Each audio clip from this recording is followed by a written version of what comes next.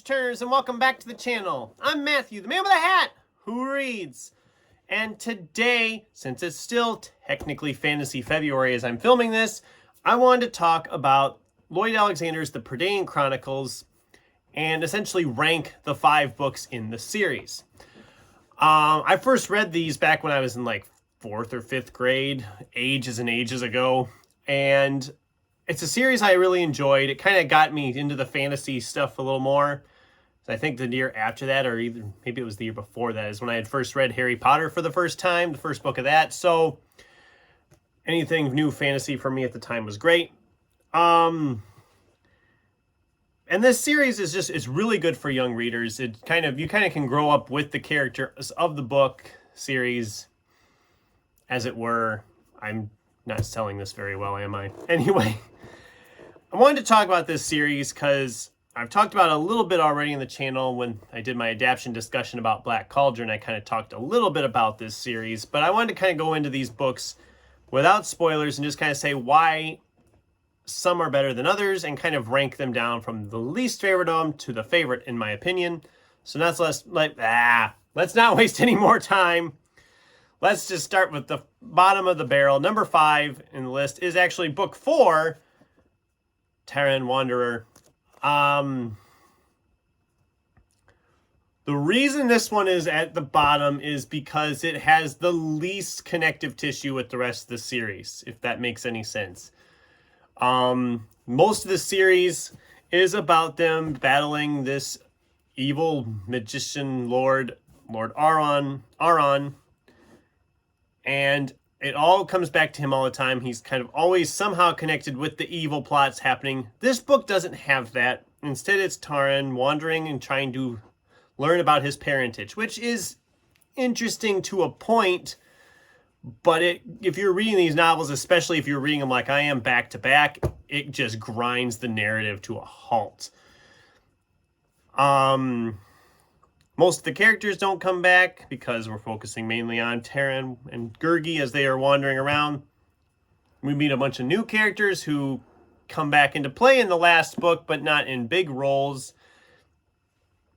It just feels like an added chapter that doesn't need to exist, if that makes any sense. And on my original read-through in middle school, the library in the school only had books 1, 2, 3, and 5. And for the longest time, I thought that was the series because I was like, oh, that's got to be the whole series because it's the whole story. Well, then you find out later, no, there's actually another one in there. And I'm like, oh, why don't they have that? I found out in a hurry. It's still interesting. It's still good for the most part, but it is the least of the 5 in the series. So I can't talk today. Continuing on with number 4 is actually book 1, the book of 3. And I know what you're thinking, but this is the first book in the series and you're ranking it at this level? Well, yeah, and here's why. First of all, the title. Why is this book called the Book of 3? The Book of 3 is just kind of mentioned in the plot. It's never really a focal point of the plot. If they wanted to name this book a different title, they should have named it The Horned King. And then it would have had some nice symmetry with book 5, The High King. The Horned King is a great villain, and he ends up getting killed at the end of this book, which is kind of a bummer, because I'd love to see more with the Horned King in other books in this series. It's essentially just establishing everything. It's very much introducing you to all the characters. It sets up a lot of different things.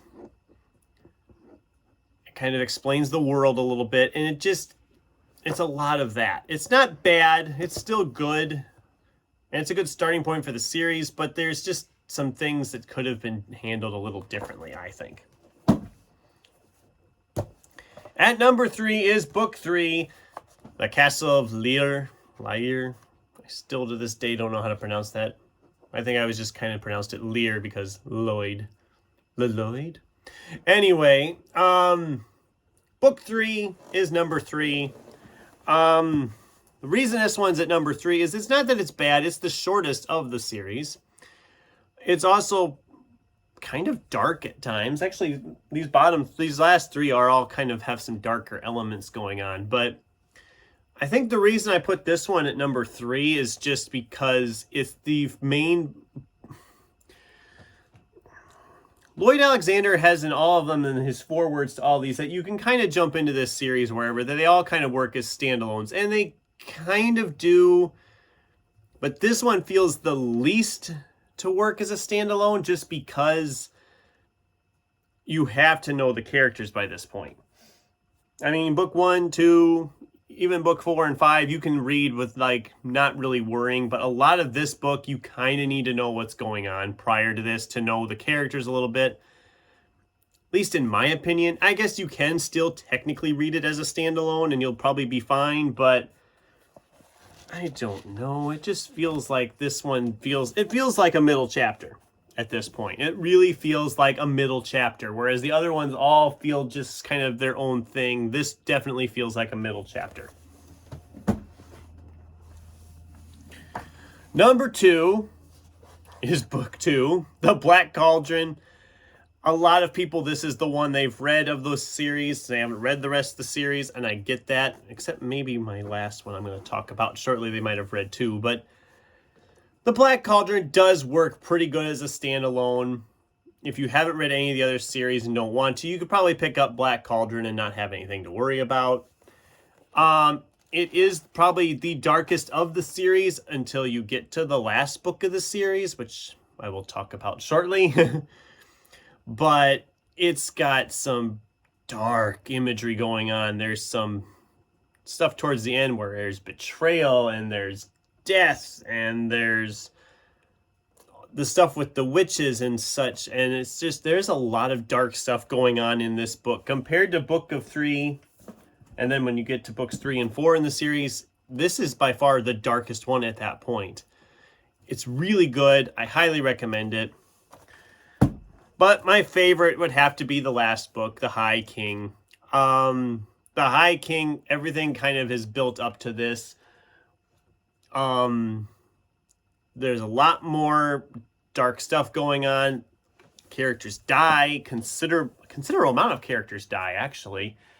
The world is fully explored. The big battle sequences come up. The only downside of this book, and I know I've heard other people say this, is that if you were looking for something very similar to Lord of the Rings, this book feels very similar to chunks of Lord of the Rings, just with all the people of the world grouping together into a big army to take down the evil Lord. The very end, I'm not going to spoil anything, but some of the stuff that happens at the end feels very reminiscent of the end of the Lord of the Rings. It's just very much, a lot of it feels like that. Especially on this reread, it felt like that a lot. But as a whole, it's the best of the series. The whole series is good, but this one is probably the best. And those are my thoughts on Lloyd Alexander's The Prydain Chronicles. These are perfect for young readers. If your kids, if you're watching and have kids, have read like Harry Potter and they want something else fantasy, definitely check these out. These are all fun fantasy books, perfect for young readers. I can't recommend this series enough. It has become a favorite, again, of mine. It's been so long since I've read it, and I remember how much I enjoyed Lloyd Alexander, so I need to go and start hunting out more of his stuff again. Some of the stuff I read in the past, and some stuff I never read at all. So those are my thoughts on the Prydain Chronicles. Have you read this series at all? Have you read any other Lloyd Alexander that you can recall? I'd love to hear from you in the comments down below. Thanks for watching, and until next time, keep turning pages.